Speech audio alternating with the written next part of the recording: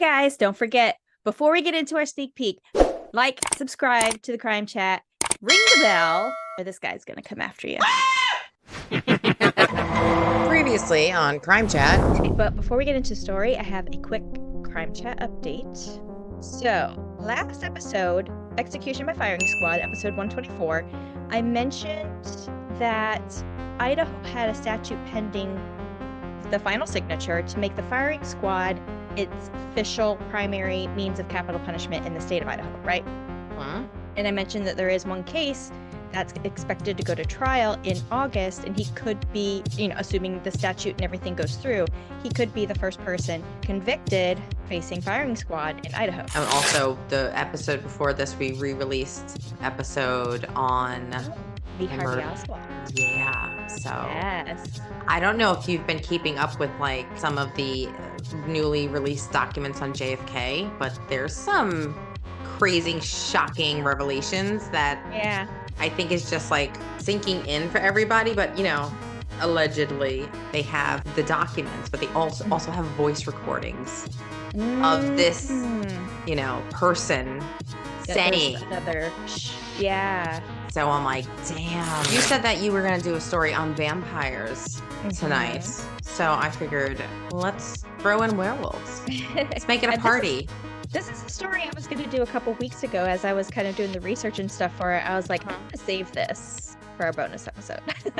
We know werewolves are beings that shift from human to wolf.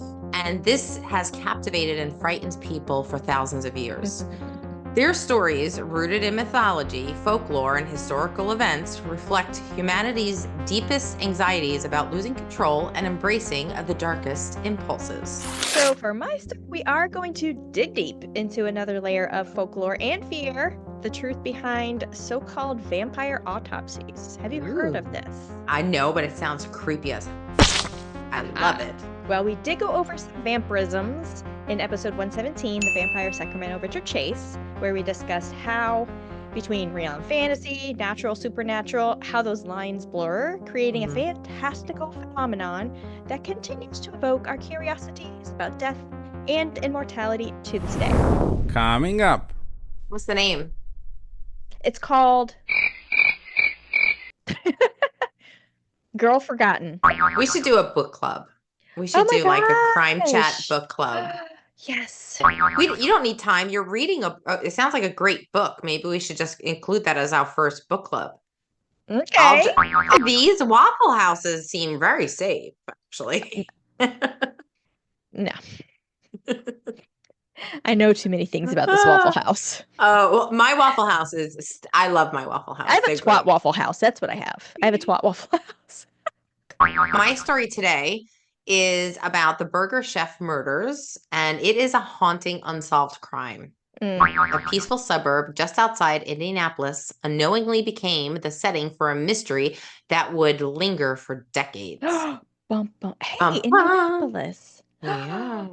Is it still there? Indianapolis? I think so. Just so you know, the scene behind us is also the interior of the restaurant. On fire. The diner. Not behind directly. But behind that. Yeah. At the restaurant, it was a typical weekend. The scent of freshly made burgers and fries waffling through the air. Oh my God, I'm hungry. And this weekend, murder was also on the menu. So now on Sorry, can I get that to go?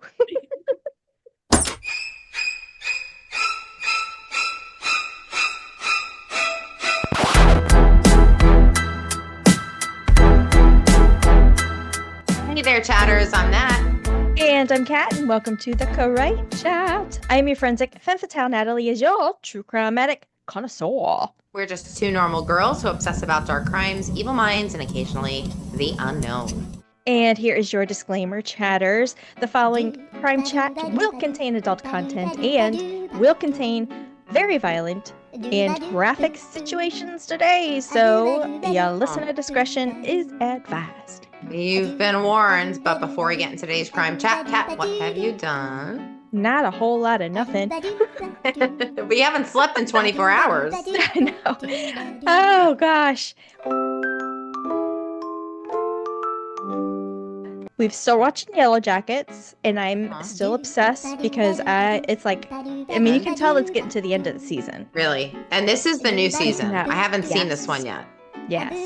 Well, I won't spoil it for you because it's good. It's really, really good.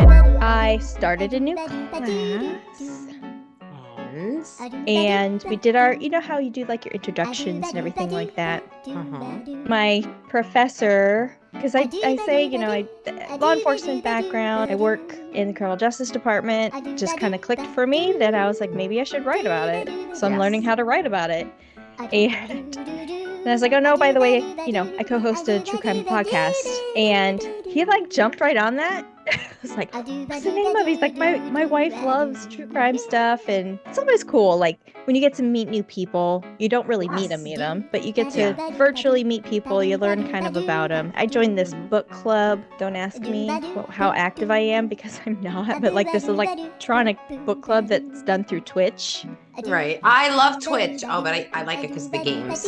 Yeah. And I keep popping in and I'm like, I'm sorry. I want to participate. I really want to. But I am forced to read a book in my new class.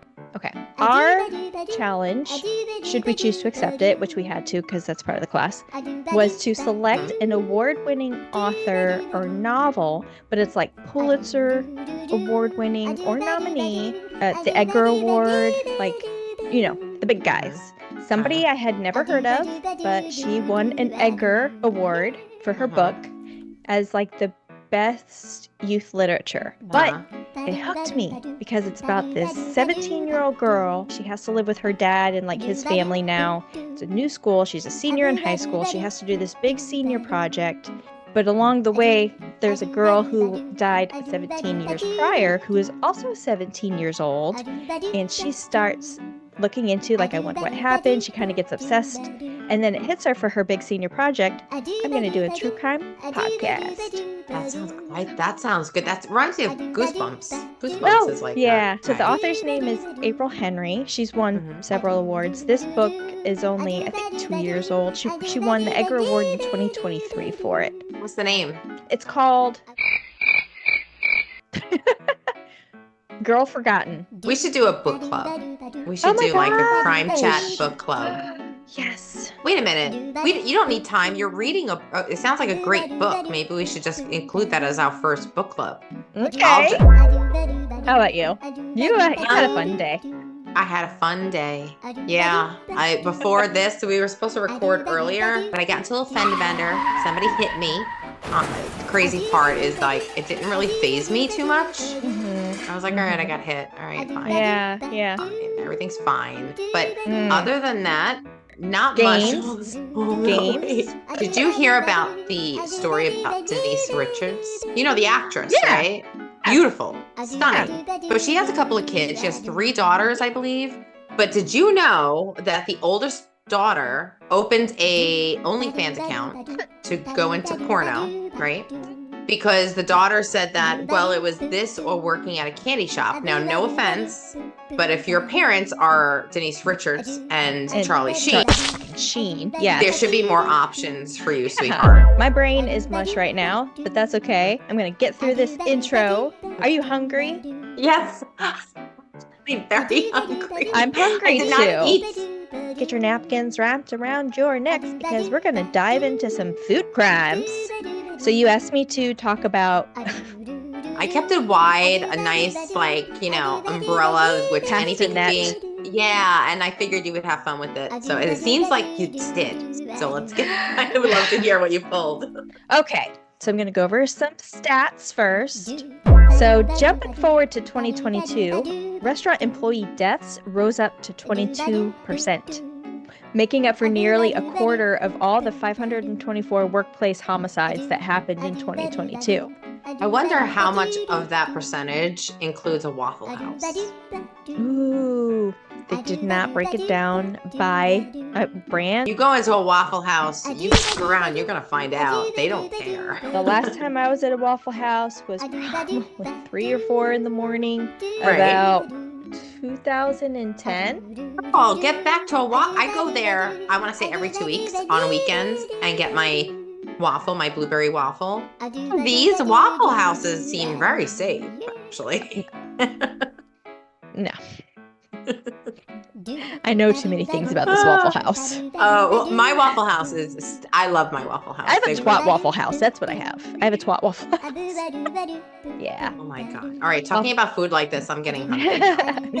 So now that you're scared and hungry, we're going to talk about the top 10 most brutal. Well, I'm sorry, 9. One of them I mentioned is the story you're going to go over, so we're just going to skip it. We're just going to skip that one. But the top 9 most brutal restaurant murders. Well, thank you for that intro. Yes, I am starving right now, so thank you very much for that intro.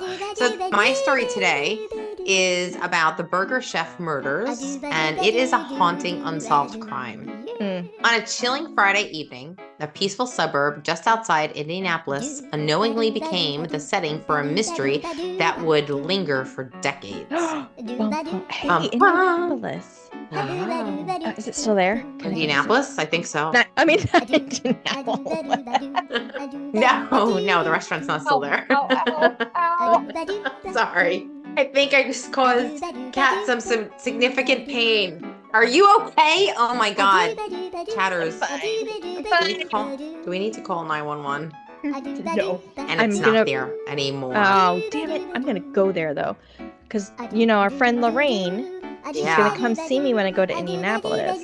Right. We're going to go there. It's not there anymore. The road's there. Oh, okay.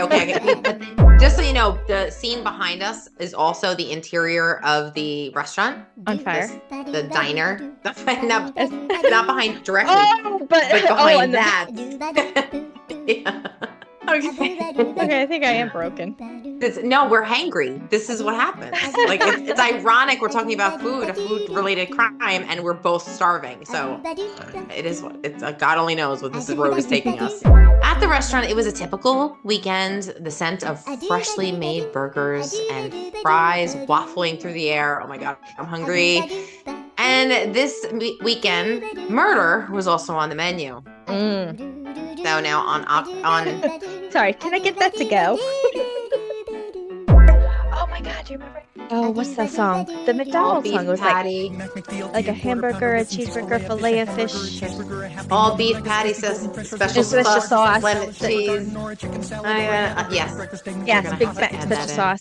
Now, the Burger Chef murders remains amongst Indiana's most notorious unsolved crimes. A tragic example of how early investigative mishaps can profoundly hinder justice.